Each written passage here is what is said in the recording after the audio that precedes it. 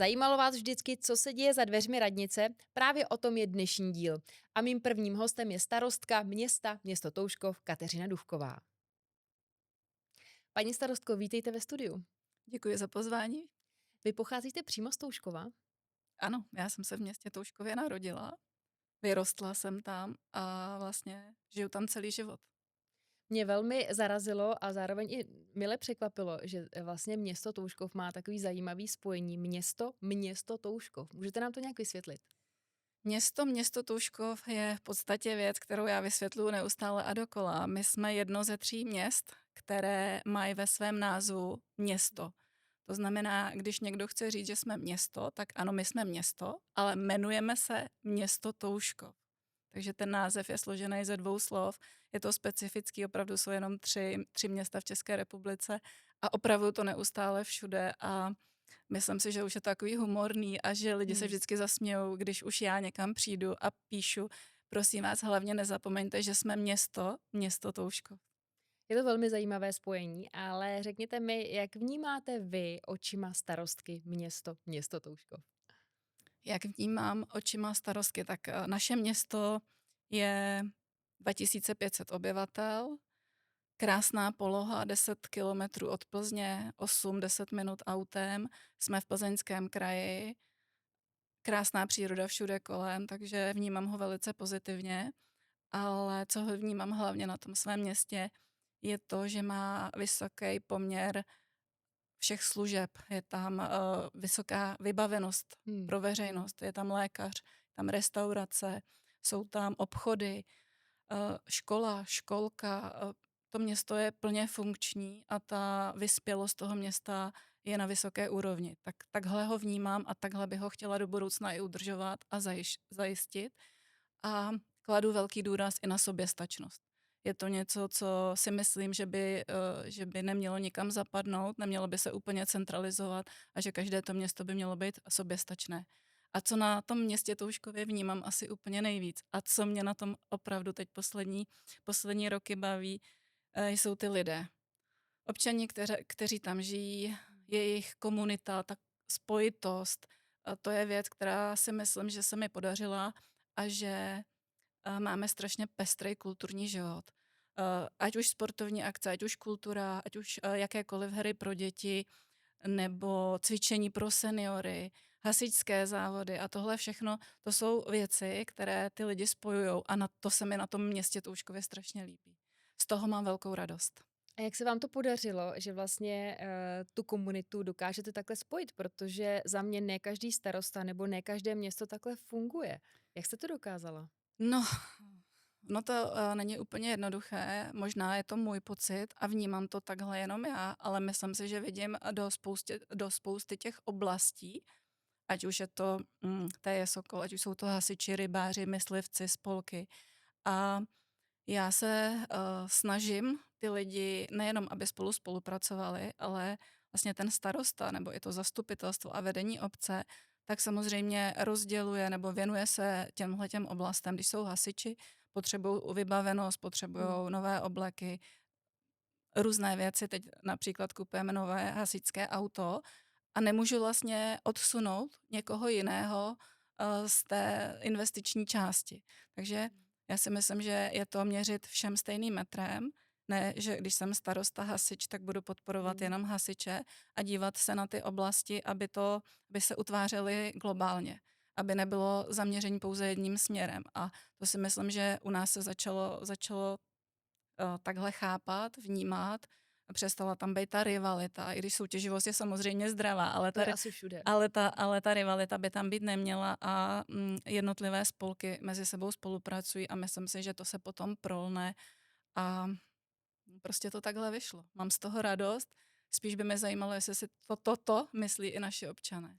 No, já o tom právě teď přemýšlím a já si myslím, že jo, protože možná právě proto, že vy k těm lidem a občanům přistupujete takhle a měříte stejným metrem, tak možná oni to vnímají, vidí, nebo řekla bych zcela určitě a právě proto možná tam jako se vytváří v tom městě Touškově takováhle krásná komunita. Je to moc krásná komunita a my každý měsíc vydáváme takový přehled těch Hmm. akcí, což je A5 a pětkový letáček a on je z obou dvou stran vlastně popsaný těma akcema. Mhm. Takže vám to přijde domů do schránky a teď se podíváte a zjistíte, že můžete jít na 20 akcí v městě Toužkově. Tak já už někdy si říkám, a není to moc? To kolikrát není ani v Praze. Ty akce jsou moc pěkné a já musím říct, že na to nejsem sama, věnuje se tomu Mhm. pan místostarosta, je za tím tým lidí, ale jsou za tím především ty aktivní lidé, kteří pro to město chtějí něco dělat, chtějí se mu věnovat, Mhm. chtějí něco rozvíjet a myslím si, že těchto lidí konkrétně, těch aktivních, těch, co mají co nabídnout, co se chtějí něčemu věnovat, máme v městě Toužkově poměrně dost. A to možná dělá i tu komunitu, že když oni vidí, že je ta chuť od vedení města podporovat, propagovat, motivovat, tak oni se snaží to umocnit. Oni se Jo. začnou chovat plně podobně nebo stejně, protože vidí tu energii a vidí to, že někdo má elán a že opravdu to myslí vážně a že je podpořit chce. A myslím si, že to se potom prolíná celým tím spektrem všech těch našich organizací. A pak se tam lidem i lépe žije. Věřím tomu, že ano. Jakou další přednost má město Toužkov? Jakou další přednost? A těch předností my třeba konkrétně si myslím, že bych mohla zmínit naše 2 velké příspěvkové organizace, protože to není úplně obvyklé. Naše město, jak jsem říkala, je město druhé nebo obec druhého typu s Mhm. přenesenou působností, to znamená, máme svůj městský úřad a máme tam zhruba 18 zaměstnanců. To si myslím, že jsou starostové, kteří jsou v menších obcích a nemají možnost vlastního úřadu. Jsou tam sami s paní účetní nebo ekonomkou a vytváří celou tu agendu, která je legislativně stejná pro malou i větší obec. Vytváří sami. Ale my tam máme ten úřad a jsme zároveň zřizovatelem 2 organizací. Jedno je Centrum pečovatelských a ošetřovatelských služeb. To je organizace, která má rozpočet 80 milionů.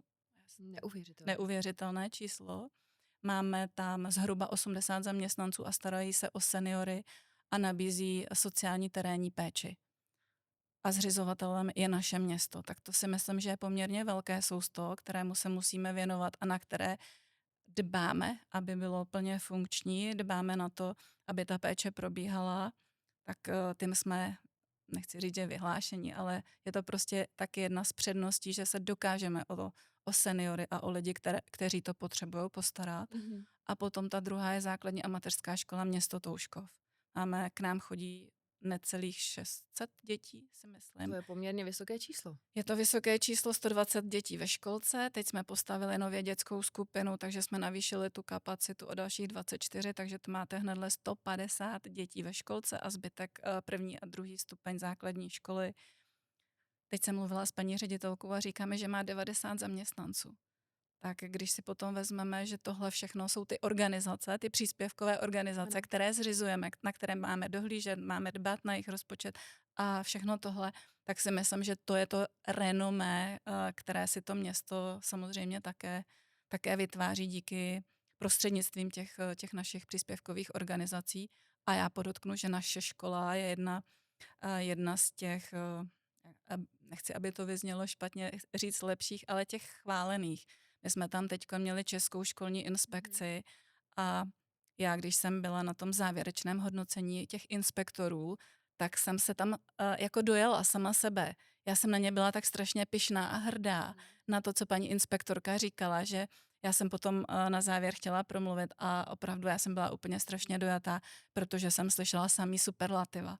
Slyšela jsem, jak je skvělé vedení té školy, jak jsou skvělí děti, že naše děti umí pozdravit, že jsou vychované, že jsou velmi aktivní, že se snažili.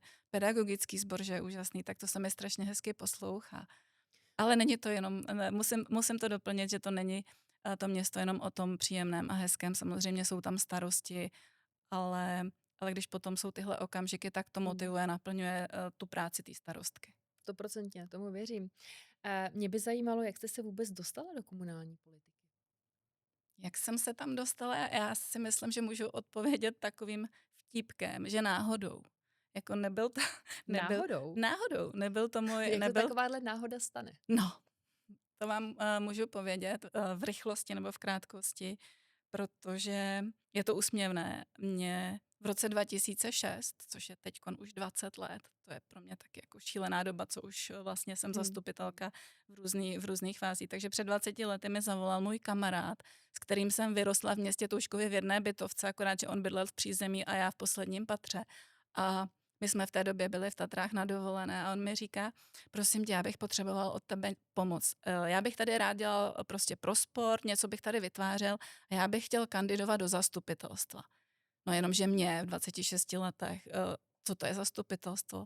Jako upřímně, já jsem to nevěděla a říkám, no samozřejmě, že tě podpořím, jako tak mi tam napiš mi tam a já ti to pak dopodepíšu, až se vrátím z dovolené. No takže takhle to vzniklo a já jsem mu to dopodepsala. To byl někdy třeba červenec, pak se dlouho nic nedělo a on mi volal v říjnu a říká, hele, tak ty jsi zvolená zastupitelka. A já prosím, opravdu. Wow. Takže takovýmhle způsobem jsem se dostala do politiky a nevěděla jsem o tom vůbec nic. Jako přiznávám to bez mučení. Mhm. A začnete po krůčkách.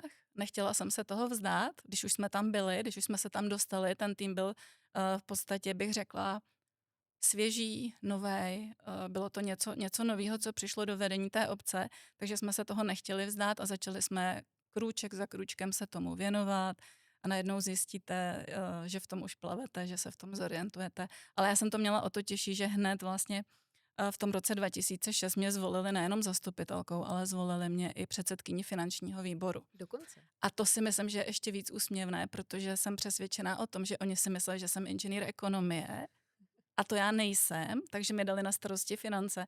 Já jsem technik. Takže o to jsem si říkala, proč mi dali ten finanční výbor, ale to opravdu začnete hodnotit až posléze, protože tam proběhne hlasování, najednou jste zvolená a říkáte si, tak se v tom budu muset zorientovat. A Takže vás hodili do vody a plavte. já jsem plavala 12 let jako předsedkyně finančního výboru, 12 let jako zastupitelka a pak vlastně ty další volby, to už jsme chtěli, protože si to vyzkoušíte a nějakým způsobem vás to vnitřně naplňuje.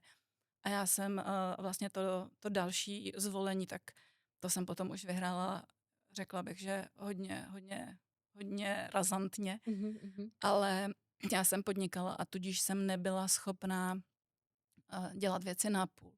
Ono, když podnikáte a ještě vést obci, tak jsem si říkala, to bude byč jenom na mě, protože nedokážu něco udělat jako na 50% a pak rychle předběhnout někam. Do toho jsem měla poměrně malou dceru. Mhm. Tak jsem si říkala, ne, volby jsou sice hezký, že jsou vyhratý, ale tohle to není ten směr, který já bych chtěla. Takže jsem to předala, ten post starostenský. No a uplynuly další 4 roky a byly další volby a já jsem zvažovala, říkám, tyjo, už bych to měla vzít. My jsme opět vyhráli, ale pak se stalo něco a já to hodnotím velice pozitivně, i když ono to v té chvíli tak nebylo vnímáno, protože vlastně ta původní paní starostka, která tam byla, tak se rozhodla prostě, že si utvoří svoji koalici, utvořili ji. Mhm. A přestože my jsme vyhráli s největším počtem mandátů, tak jsme nebyli schopni utvořit tu koalici. A já si zpětně myslím, že je to moje jako jedna z největších škol, kterou jsem dostala, že jsem si vyzkoušela tu roli nejenom, když člověk vede, anebo je prostě v tom vedení města, ale vyzkoušela jsem si i tu opoziční roli. A ta je taky Takže úplně... máte pohled z obou dvou Ano, stran? a to je úplně jiná práce, jiný styl práce a strašně mě to posunulo. No a po třetí, to byly vlastně ty poslední volby a proto tady sedím a můžu říct, že jsem starostkou města Touškova, tak to poslední, to bylo krásný. A myslím si, že ten katapult, protože my jsme potom vyhráli už většinou, to zná většinově, naše zastupitelstvo je 15 členů, vyhráli jsme vlastně 8 mandáty, tak tam se hrála strašnou roli spolková činnost. A upřímně si myslím, že pro starostu je spolková činnost strašně důležitá. Jsou to lidi, které vytváří různé aktivity, činnosti, besedy, sportovní akce a vytváří je zdarma, bez nároku na honorář. A dokážou vlastně s nulovýma penězma dokážou vytvořit strašně velké věci. A nám se v tom roce, my jsme v roce 2020, to znamená, když jsme byli v té opozici, tak se nám povedlo založit spolek a vytvořili jsme sbírku Obnova zvonů pro město Touškov. v našem kostele chyběly 2 zvony a ty, co tam jsme měli, tak byly v havarijním stavu a řekli jsme si, zkusíme vybrat peníze na zvony. 2 miliony, přes 2 miliony. A nám Což je se velká to částka. velká částka, nám se to podařilo. A podařilo se, Chcete mi říct, že se opravdu lidé takhle stmelili a vybrali jste takhle vysokou částku? my jsme vybrali ne na 1 zvon, ale nakonec na 2. Ty lidi to nadchlo. Byla tam i dotace Plzeňského kraje. Hmm. To všechno jsme si dokázali jako spolek, jako neziskovka vlastně zajistit, přesvědčit ty lidi. Oni mají ty jména teď na těch zvonech vylitý. Dokázali jsme zorganizovat i to zavěšení, dokázali jsme to prostě celý zorganizovat. A v červnu roku 2022, a já si myslím, že to je jeden z mých jako nejkrásnějších okamžiků, které jsem zažila v tom našem městě. A doufám, že to takhle vidí i ostatní. Tak byl ten průvod, který jsme organizovali a teď tam byly ty zvony na tom prostě položený, na tom přívěsu a šli jsme tím průvodem a teď všechny ty vlajky, ty okolní obce přijaly a jsme tam měli, já to vidím úplně jako dneska, my jsme tam měli, chtěli po mně, abych něco řekla jako na zahájení nebo na to, Hmm. protože jsem byla v čele Hmm. toho spolku a já jsem se podívala a teď jsem viděla ty spolkové lidi, které měli modrožlutá trička, protože to je barva spolku. Teď jsem jich tam viděla třeba 30. A teď jsem na ně koukala a chtěla jsem něco říct a byla jsem jakoby strašně pyšná. A ono to nejde. Ono těch emocí máte v sobě strašně moc a nedokážete je srovnat do jedné věty. Pojmenovat, co přesně má člověk říct. Je to tak. A do toho všeho mezi ty trička přijel tehdejší ministr kultury Martin Baxa, který měl krásnou košili s tím motýlkem a takhle na mě mával. Neuvěřitelný, A krásný. já jsem viděla prostě a říkám, takže my tady máme pana hejtmana, v té době ještě Rudolf Špoták, máme tady prvního náměstka kraje. Oni přispěli, ale oni hlavně chtěli podporovat tu Hmm. spolkovou činnost. Máme tady pana ministra a já tady teď stojím a oni chtějí, abych něco řekla a nám se podařila skvělá věc. Takže si myslím, že tohleto, tenhle ten počin, ta sbírka, to, že se nám to povedlo, tak nás opravdu katapultovalo v těch volbách tak nahoru a pak už nebyla jiná možnost, než vzít ten starostenský post a navíc mně se to krásně, ten kruh se mi uzavřel, protože moje dcera už v té době byla dospělá, nepotřebovala úplně takovou péči, už byla samostatná a hlavně se mi uzavřel ten kruh toho podnikání. Uzavřela se mi ta komerční část, já jsem spolupodíl ve firmě prodala a zavřely se jedny dveře a otevřely se nové. Mohla jste se naplno věnovat své nové funkci. Je to tak. Starostky. Je to tak a to prostě to mě nadchlo, to mě strašně bavilo. Co vám říká na to váš kamarád vlastně dnes, to, že jste teď ve funkci starostky a takhle krásně ji zastáváte? Já nevím, jestli on si to vůbec uvědomuje, protože vlastně po tom zvolení v tom roce 2006 to byl samospád, to bylo spousta úkolů a energie a musím říct, že zpětně jsme se o tom nikdy jako nebavili a zrovna včera jsem s ním měla 3 jednání a napadlo mi to vlastně až tady, jak to vzniklo, jaká náhoda to byla, ale spolupracujeme spolu celou tu dobu, těch 20 let a on neustále tu hlavní myšlenku, kterou měl, že chce pomoci tomu sportu a vede tělovýchovnou jednotu Sokol v městě Touškově, tak to dělá taky těch 20 let. Takže my jsme u toho zůstali vlastně oba dva a celou tu dobu jsme oba dva zastupitelé. To je krásný. Ale vraťme se tady zpět k tomu, co jste mi vyprávěla předtím, jak vlastně vznikala ta vaše funkce. Pamatujete si na první den ve vaší funkci? Jaký byl? První den si pamatuju, protože člověk by očekával nebo si myslel, že přijde ten první den, kdy vejdete do té starostenské kanceláře a teď prostě tam sednete a bude nějaká oslava, bude to prostě jako jste tady, teď jsem tady, bylo to spoustu práce za náma a Člověk má vždycky nějaká očekávání. Jsou tam ty očekávání a oni nepřicházeli. Jsem tam přišla, teď přišla paní tajemnice, která je vedoucí toho městského úřadu, která vlastně ten úřad vede. No a řekla mi, takže tady je tohle, tady máš skříň plnou šanonů, tak si třeba projdi, co tam je a tadyhle je jeden dotaz od občana, tak mu odpověz. Nauč se spisovou službu a musíš začít. A odešla. Takže vás do toho hezky hodili. A teď ta velká kancelář, teď se rozhlídnete po těch skříních, vidíte ty šanony, vidíte vlastně, vidíte celou tu atmosféru a říkáte si: "Tady nikdo není, já tady sedím sama a co budu dělat?" No tak takhle se začíná, ale není to o tom, že bych měla vlastně ten pocit nějaké oslavy, teď jsem tady a teď začnu něco rychle dělat nebo měnit.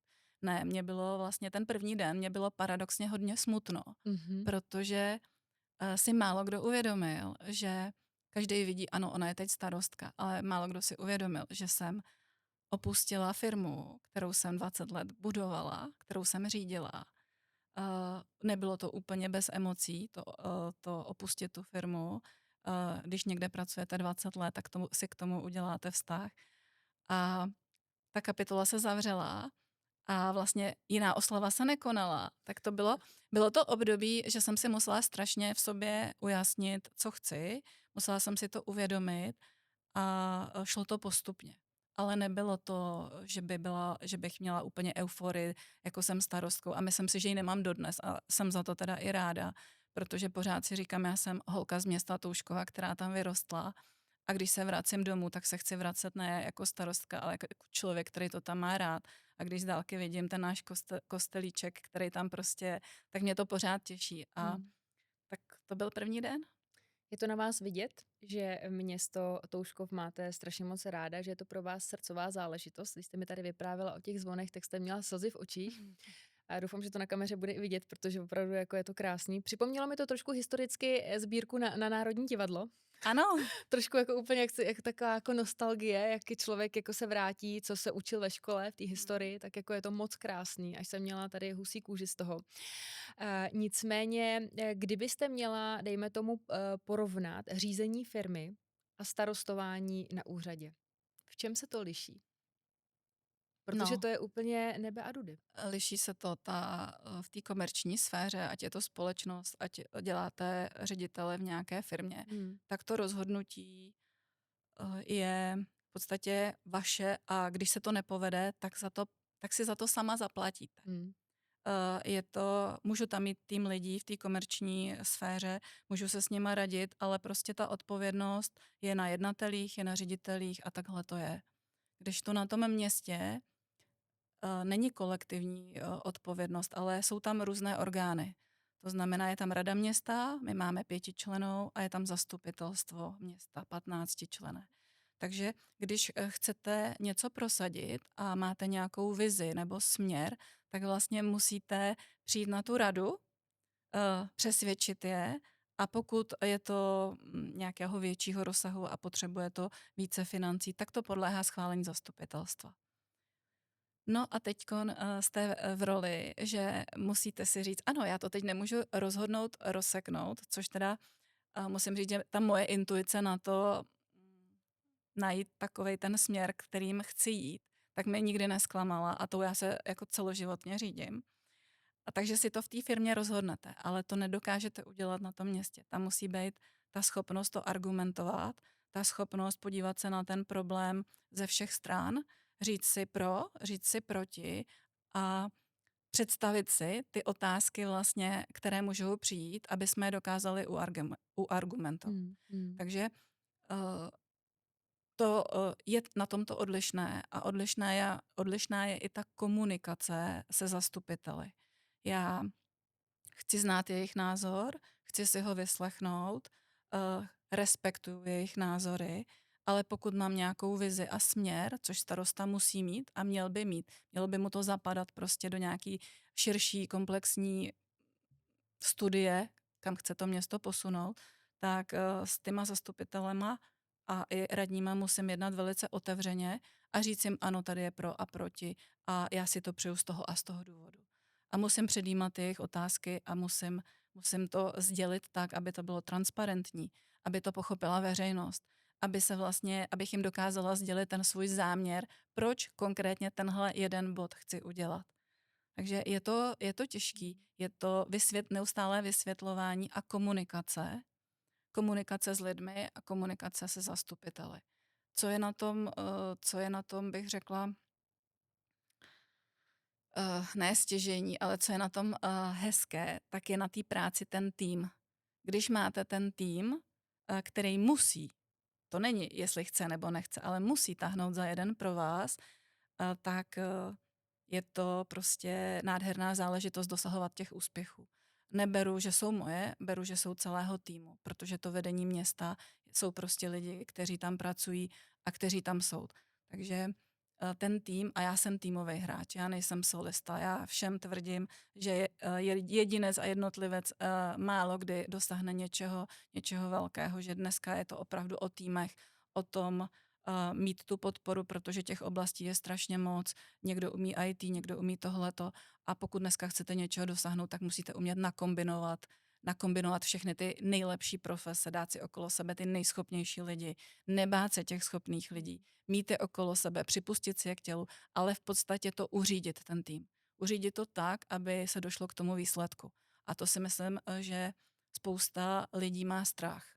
Ale obklopit se schopnýma lidma a obklopit se tím týmem, ať už zastupitelů, anebo externích pracovníků, je pro starostu úplně zásadní. Protože Mhm. sám starosta to nezvládne, ale dokáže mít ten směr a dokáže k tomu najít ty prostředky a tu cestu, jak se dostat do cíle. A to je úplně diametrálně ta veřejná správa v tomhletom odlišná od komerčního sektoru.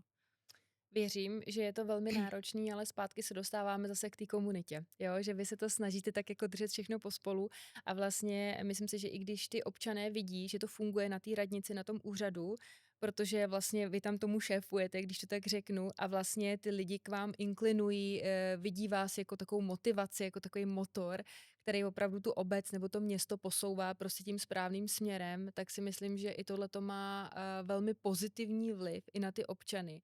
A potom si myslím, že ani oni nemají důvod, proč by vám vlastně nepomohli, nebo proč by se nezúčastňovali nějakých projektů, sbírek a tak dále. Je to tak, protože já dostávám hodně často otázku, kde beru tu energii, kde prostě se to ve mně bere. A já to sama nevím. A ani jsem si nemyslela, že mám tuhletu Mm. schopnost to takhle předávat o sobě. Ale ono je to nakažlivý. Ono je to možná i jak se do lesa volá, tak se z lesa ozývá. Ono je to všechno od začátku, že přijdete s tou energií a ty lidi si k sobě přitáhnete. Ty, co chtějí, tak ty si zaktivujete.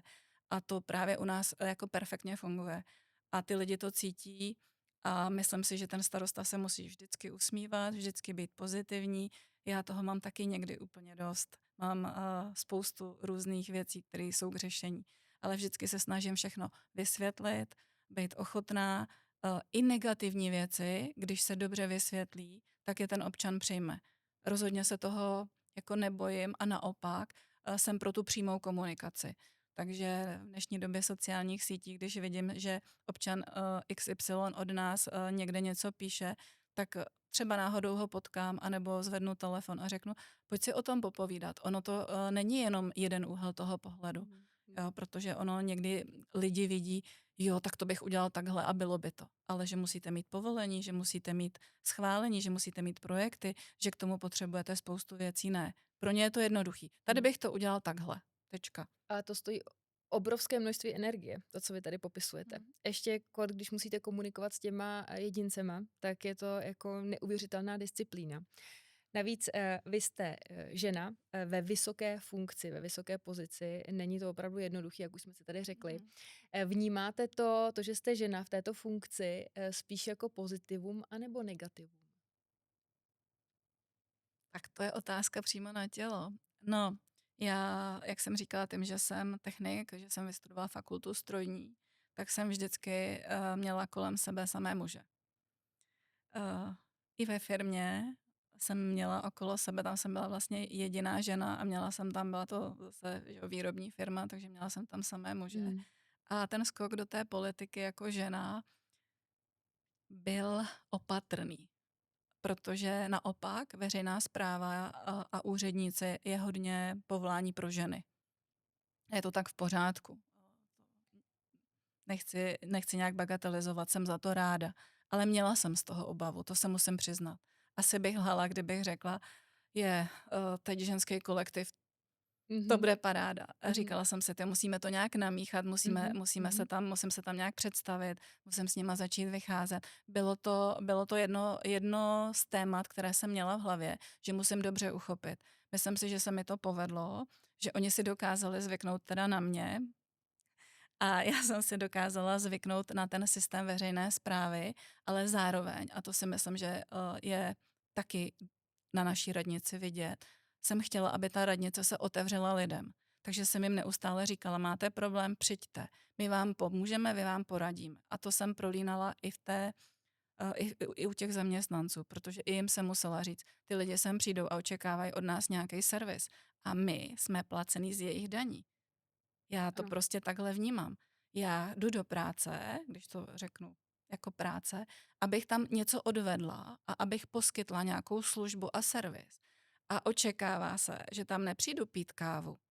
Očekává se, že tam prostě přijdu a musím něco vytvořit pro ten systém.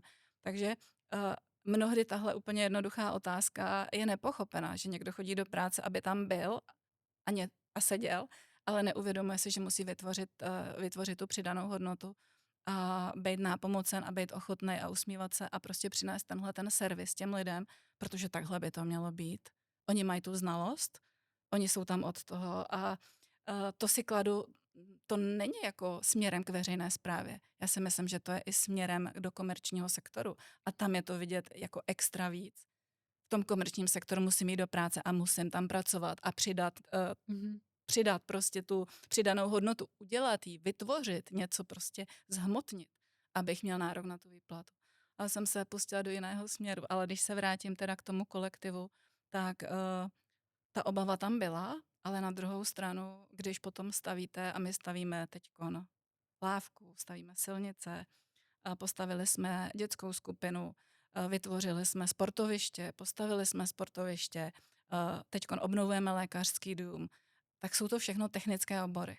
A mě ta technika celoživotně dává prostě strašný smysl, protože v tom to je věc, která mě baví, tam jsem jako ryba ve vodě, protože řídit ty týmy těch projektantů, dozoru staveb a tohohle toho směru, tak mě naplňuje a za, za vlastně za každým tím projektem, který je takhle uchopený, tak potom vidíte tu stavbu, vidíte tu spokojenost. Když se postavila dětská skupina a přišly tam ty dětičky, tak je tam ta radost, je tam to Ten poděkování, výsledek je ten hned vidět. výsledek. Ale tyhle ty činnosti, ty tvrdé projekty, které my děláme na obci, tak ty se dělají zase prostě z muži. Mužský kolektiv. Mužský kolektiv. Pojďme pootevřít dvířka k vám do kanceláře. Jak vypadá každodenní rutina starostky? Každodenní rutina pro mě začíná už ráno, řeknu v posteli, protože tak nějak si skenuju ten svůj organismus, jak se dneska cítím a co dneska budeme dělat, ale vlastně to končím tím, že se podívám do toho diáře. Nedělám to večer před spaním a dělám to každý ráno a zjistím, co mě dneska čeká, co tam mám. Jako zveřejnit můj diář by si myslím, že stálo za to, protože já někdy na to koukám, já už nemám co kam napsat a říkám si, ne, ty jsi blázen a pak to končí tak, že to večer doděláváš doma. Ale takže se kouknu do toho diáře, řeknu si, ano, dneska mám stavby, tak podle toho vyberu šatník, vlídnu do té kanceláře, samozřejmě ranní káva, na tom, To musí být tam to musí samozřejmě. být, na tom já jedu, takže ranní káva. No a teď se připravujete na ty schůzky a už v poledne víte, že podle toho diáře nepojede hnedle nic, protože do toho přijde občan, se mi na něco zeptat. Paní starostko, potřebuju prosím vás poradit, máte minutku? Na větu máte minutku, už mám prostě alergii, Ano, protože to nikdy není minutka. minimálně půl hodina. Takže můj diář je výborný k tomu, aby rozbil kompletně veškeré schůzky a všechno. Takže asi tak.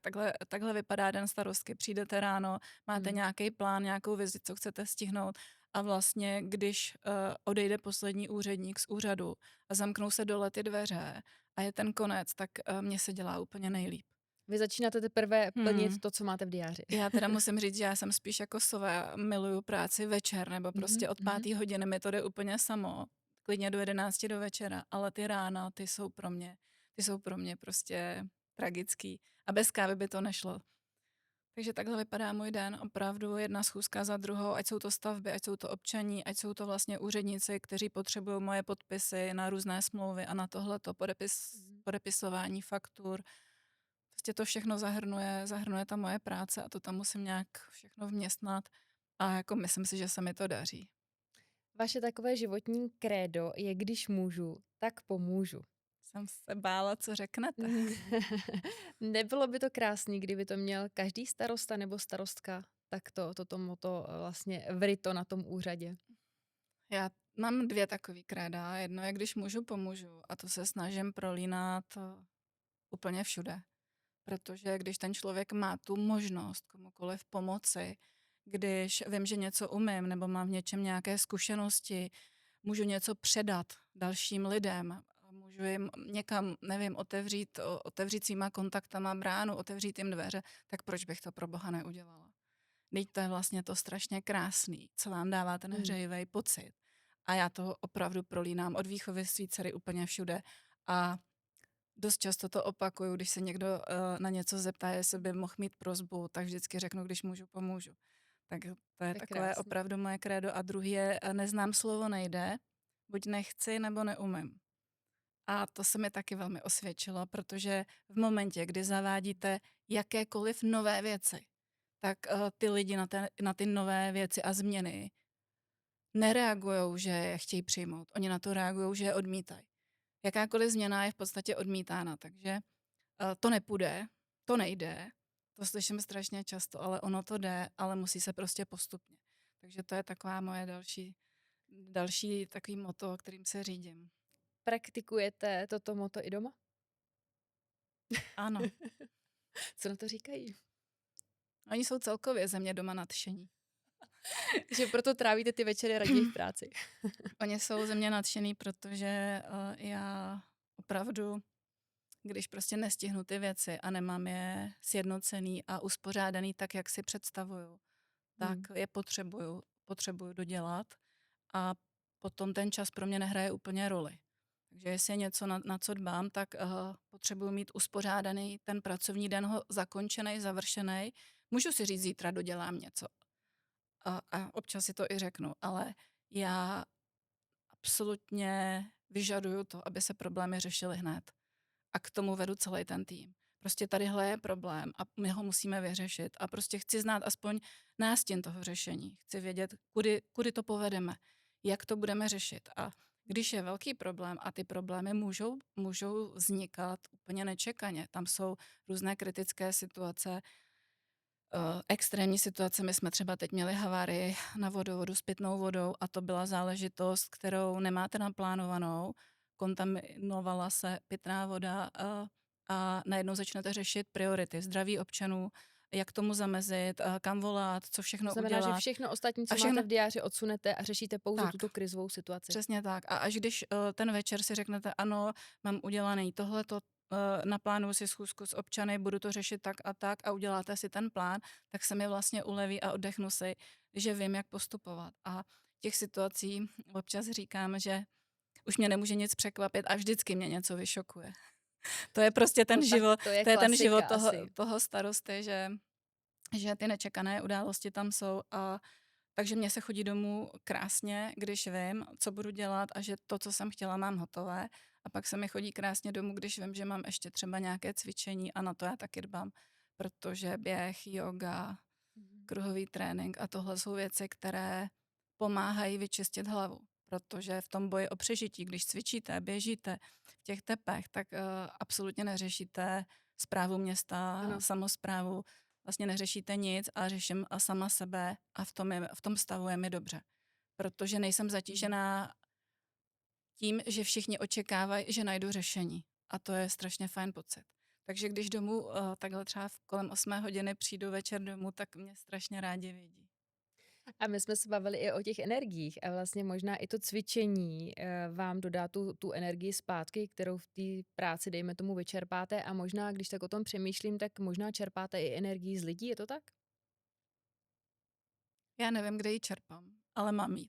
Takže Tak to je pozitivní. takhle bych to asi řekla, ale mně se taky nechce v 6 hodin v pondělí, když jdu domů, si říct, ano, teď se převlíknu, vezmu si leginy a jdu na jogu a ta je 2hodinová. Ale Ale jdete, jdu, ale jdete. protože ta morálka, tak víte co, on ten systém a ten řád, jak vyžadujete od sebe, tak máte nároky na ty ostatní. Je to A tak? já si nedokážu prostě říct, dneska ne, dneska se mi prostě nechce. Nedokážu to, já to neumím. Já jsem teďkon v lednu se mi někdo ptal, jedna paní zastupitelka se mi ptala, jestli mám nějaký předsevzetí do roku 2026. A já jsem úplně ze srandy, ale pak mi došlo, jak vlastně je to pravdivý. Řekla, Hm. ano, já chci letos v letošním roce něco odfláknout. A Podařilo se vám to? zatím ne. Máme březen. Zatím ne. Zatím tam nejsem, ale prostě mi to přišlo úplně, jako že to ze mě vyjelo a ona úplně propukla ve smích a já vždycky říkám, to bylo přesně to, že občas mít tu salámovou metodu a hodit něco za hlavu, to by bylo fajn, ale já to neumím. Vraťme se zpátky k tomu starostování. Jak je možné z vašeho úhlu pohledu, že některý starosta či starostka jsou úspěšní a jiní ne? Je to v přístupu k práci? Já hodně často dostávám dotazy, jak to děláme, jakým způsobem, jak dokážeme takhle dynamicky vést to město, jak ho vedeme, protože naše investice jsou v podstatě 105 milionů, kolem 100 milionů ročně na takhle malé město. A já říkám, já nevím, jak my to dokážeme, ale to musíte v podstatě znát to město, dívat se na něj globálně a jít po tom městě a říkat si, tohle je potřeba, tohle není potřeba, tohle je to hodně o prioritách, co chci dokázat.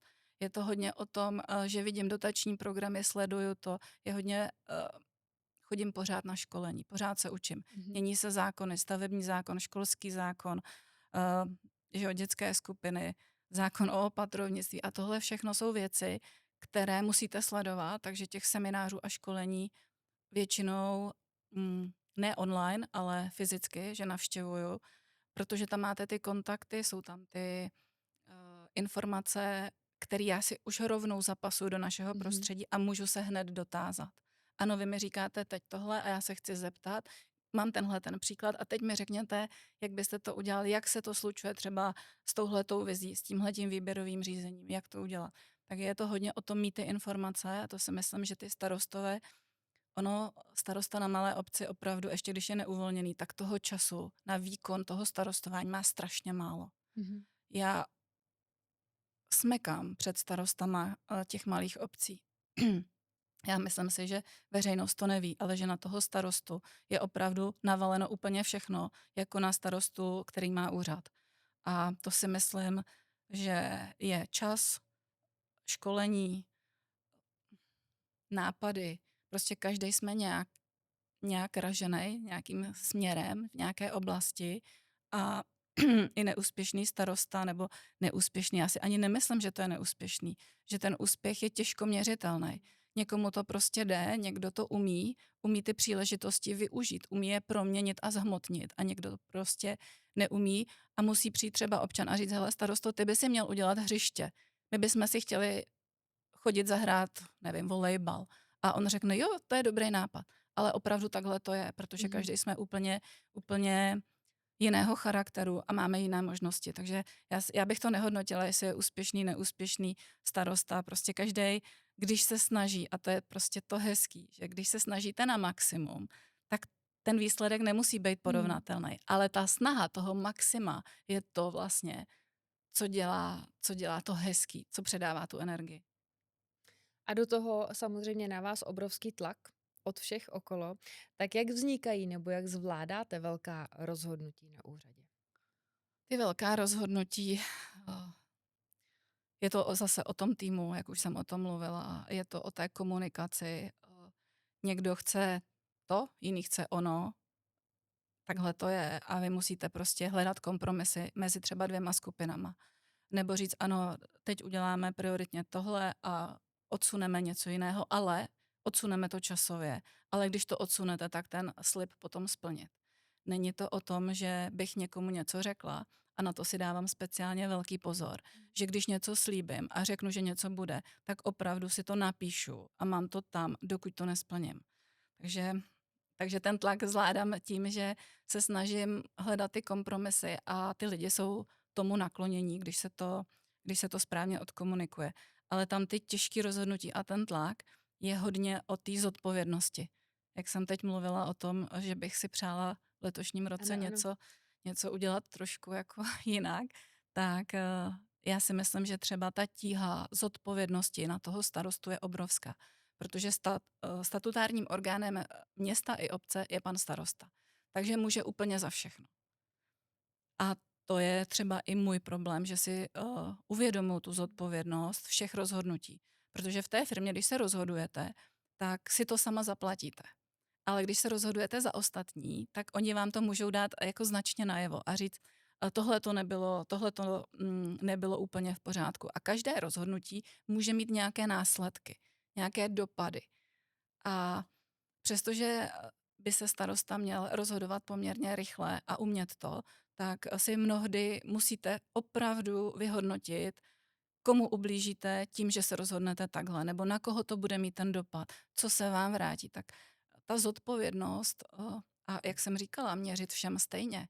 eh, s- Je to prostě úplně komplexní činnost, kde si musím zohlednit veškeré detaily. Taková je veřejná správa a v tom podnikání bylo třeba tohle osvobozující, že když se to nepovedlo, tak jsem si řekla, no tak to jsem to neudělala dobře a poučím se z toho. To si řeknete i v té veřejné správě, ale když to máte ty vlastní peníze a podnikáte a musíte vydělávat ty peníze vlastně na to, aby se zaplatili lidi, tak je to prostě všechno na vás. Ale ta veřejná správa, tam je ten dáv, jsou tam ty lidi, oni chtějí odpovědi a po bitvě je každý generál, to je taky To je velmi známé, známé, ano.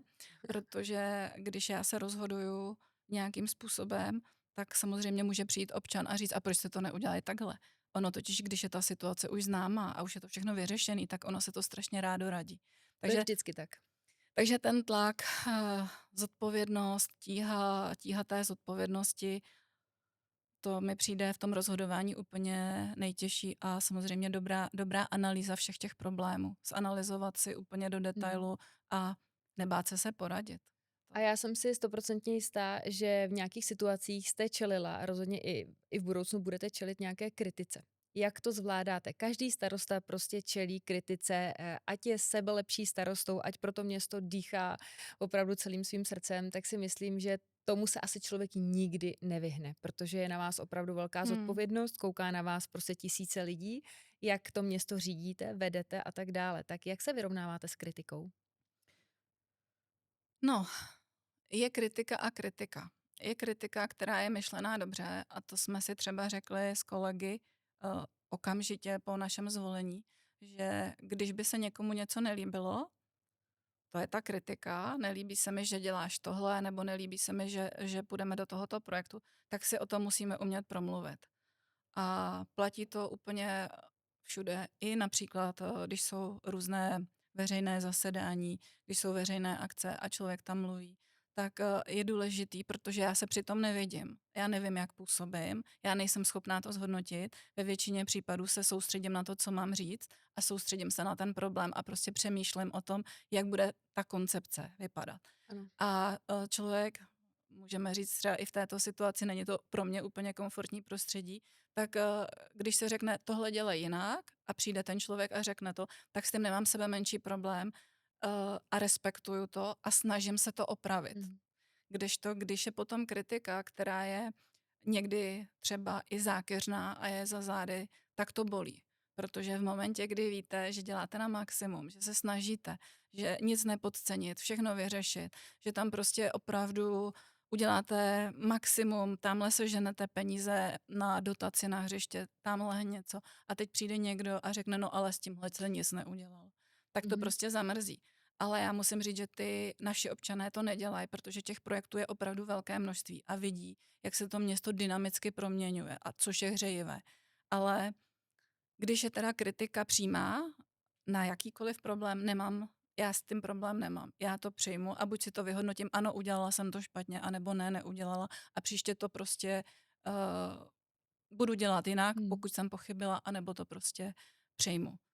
Tak nejhorší pro mě je ta kritika, kterou Mm. nevidíte a která se odehrává někde úplně jinde, tak to mi přijde zákeřný a s tím se vyrovnávám těžko, ale s tou přímou, s tou se vyrovnávám úplně normálně a naopak si myslím, že mě to i posouvá dopředu. Mhm. Věřím, že ta negativní kritika je velmi jako obtížná, aby se s ní člověk vyrovnal. Vy jste tady řekla, že město Toužkov se samozřejmě změnilo, a tak v čem konkrétně se třeba změnilo za posledních, dejme tomu let, nebo za poslední roky vašeho působení? No za ty 4 roky se změnilo, řekla bych, že opravdu poměrně hodně.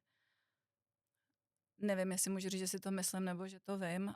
Asi si myslím, že to vím, protože vidím ty projekty, co vznikají a co jsou za náma. A je to 105 milionů investic a v městě, které má 2,5 tisíce obyvatel, je prostě vidět. Je to obměna nejenom těch tvrdých projektů, jako jsou kanalizace, jako Mm. jsou místní komunikace a že jsme jich teda postavili od toho roku 2022. Ale jsou to i ty projekty toho městského mobiliáře. Snažíme se budovat takovou to patriotství, tu hrdost na to město, to mě jako strašně baví. Mhm. Dávat ty znaky na třeba odpadkové koše a dělat, prostě vytvořit těm lidem i ten věm toho, že mají být na co hrdí. Takže takový detaily typu městský mobiliář, výsadba stromů, výsadba zeleně, nové záhony. To jsou věci, které nestojí úplně mnoho peněz, ale udělají strašně radosti. Mhm. Ty lidi se chtějí vracet do prostředí, které je krásné, takže u nás myslím, že ta změna prošla hlavně i opticky, to znamená úklid obce, záhony, stromy, mobiliář, ale samozřejmě i těma tvrdýma projektama. Nové sportoviště, nový pump track, nové trampolíny pro děti, nová dětská skupina, školské zařízení, do toho investujeme v Mm. podstatě pořád. Prostor okolo těch škol, odbourání starých plotů, které tam byly 50 let, provzdušnění těch prostor, architektonicky na Mm. tom spolu s projektanty pracujeme. Je toho hodně a dá se hodně těch projektů se dá udělat z dotací. Pokud mám Což je projekty a velká pokud výhoda. mám připravenost těch projektů, tak dokážu udělat z mála peněz poměrně hodně velkou legraci. Protože ty dotace tady ještě jsou a ještě budou. A je to o té připravenosti té obce, o tom mít projekty. Já vždycky říkám, mě nezajímá, co bylo, mě zajímá, co je teď a co bude. A to úplně vystihuje a to si myslím, že by měl taky každý starosta mít tuhle vlastnost. V současné době my stavíme cyklostezku a stavíme most přes řeku Mži. Do toho mám další 4 menší projekty. Dejme tomu 5 projektů, které aktivně běží, kde je harmonogram a které letos chci dokončit. Ale já už teď musím ve svém čase a ve svém diáři najít prostor pro přípravu projektů, které poběží od roku 27-28. Revitalizace náměstí. Mm. Ráda bych, aby to náměstíčko, co tam máme, jsme prostě obnovili. Máme architektonickou studii a již teď jednám s odborem památkové péče, jednám s různýma vlastně institucema, které potřebuju proto, abych to docílila vůbec stavebního povolení a pak budu zajišťovat na to peníze. Ale bez té připravenosti těch projektů se nedostaneme absolutně nikam. Tak ano, to, co je teď, to se musí realizovat a to, kam vidím a co chci dělat, tak na tom už teď musím makat a nikdo to Mm. neví.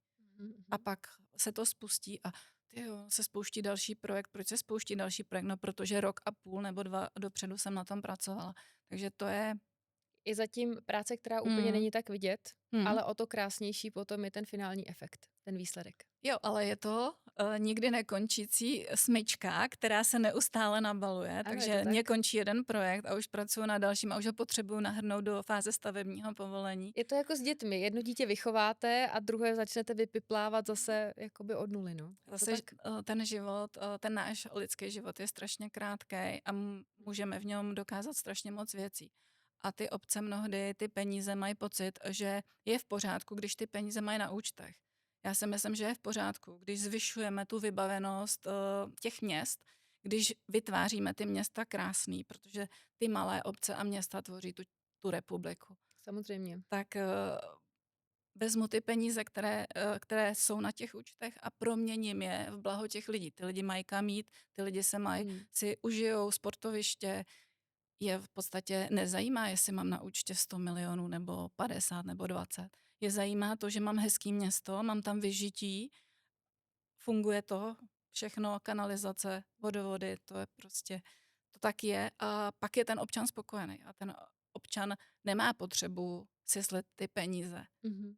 což se mnohdy děje, protože ten starosta nedokáže připravit ty projekty a navázat je tak, aby to plynule prostě probíhalo v budoucnu. Je to, jak jsem říkala, prostě musíme již teď pracovat na tom, co chceme docílit a opravdu je to pořád dokola. Jedno skončí a jedno se začne, ale pak je to na těch městech vidět. A mě to strašně baví, že ta dynamika je vlastně o těch projektech, o té připravenosti a ty peníze, to je až podružný. Ty peníze pořád ještě se dají získat, pořád je ty obce mají, Mhm. tak je to jenom mít ty vize, mít ten směr, čeho chci dosáhnout. A to mě prostě na tom strašně baví a naplňuje. Na jaký projekt nebo změnu jste nejvíc hrdá? Nejvíc hrdá jsem na pilotní, unikátní a senzační projekt, který vznikl u nás v městě Touškově od základní Mhm. myšlenky a je to projekt sdílené elektromobility. Aha. Je to něco, kdy jsem měla tu možnost, nebo je to krásný projekt, kdy jsem měla tu možnost od té základní myšlenky něco budovat.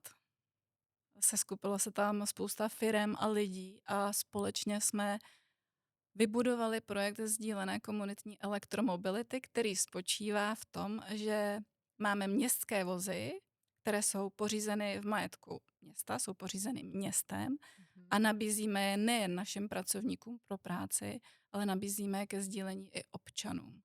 To znamená, jestli tomu správně rozumím, to auto používáte jak vy, tak vaši zaměstnanci, tedy pracovníci úřadu i občané? Je to přesně tak, protože já vám vysvětlím proč, protože co mě na tom strašně, nechci říct, že vadilo, ale na těch analýzách tam z toho vyjela jedna věc, kterou si myslím, že si nikdo z nás neuvědomujeme a to je to, že to auto používáme za ten den třeba hodinu, 2 hodiny, ale Mhm, chceme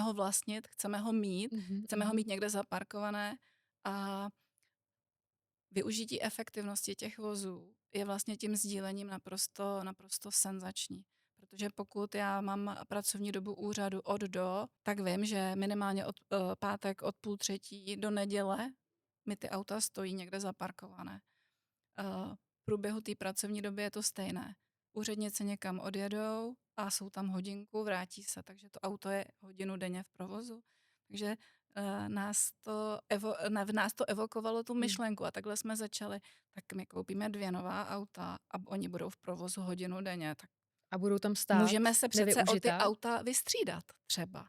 Takže takovýmhle Aha. způsobem my jsme dospěli k tomu a jak jsem mluvila o těch příspěvkových organizacích, tak jsem říkala, dobře, tak máme příspěvkové organizace, tak pojďme jim nabídnout, že třeba každý pátek si to auto můžou využít, teď nemusí mít své vlastní vozy, můžou využívat ty naše Hm. městské vozy a takovýmhle způsobem my jsme se dostali vlastně ke sdílení, kdy přišla potom ta revoluční myšlenka, pojďme sdílet vozy s občany.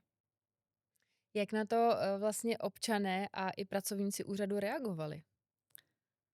Tak ještě asi je zapotřebí říct, že jsou to elektrovozy. To nevím, jestli z té mé řeči úplně vyplynulo, ale Mhm. jedná se o elektromobilitu. Protože tu službu jsme chtěli nabídnout vlastně v okolí využití těch vozů v okolí našeho katastru nebo na nějaký delší cesty v okruhu třeba 70-100 kilometrů. Takže ta koncepce byla elektromobilita. Rozumím. A jak na to reagovali? No, je to změna, je to něco, co nikdy nikdo neudělal, když řekněme si, že jedno auto, my máme 3, stojí 1 000 000 korun a teď si řekne starosta, já ho půjčím tady panu XY z města Touška, může si ho přijít vypůjčit. Tak co vám řekne zastupitel? Máš správně hospodářit se svým majetkem, ty lidi to auto zničí, to bude v nepořádku, oni s tím nabourají, nebudou se k tomu slušně chovat. Uh, je tam samozřejmě milion argumentů, co všechno se může stát, ale to máme všude. My jsme to spustili, nám se podařilo to uargumentovat tak, že chceme nabídnout tu službu veřejnosti. Teď je to úplně stejné jako MHDčko, je to stejné jako sportovní hala, je to stejné jako knihovna, mám projekty, kde musím investovat a pak mám službu pro ty občany. Takže my jsme to vzali jako službu veřejnosti. Ty Auta jsme pořídili a čekali jsme a nikdo nevěděl, tím, že je to pilotní projekt, nikdo nevěděl, jak to dopadne, jestli ty lidi budou ty auta využívat, jestli to bude na hodinu nebo na půl dne, jestli tam budou chodit seniori nebo studenti. Dneska už to všechno víme.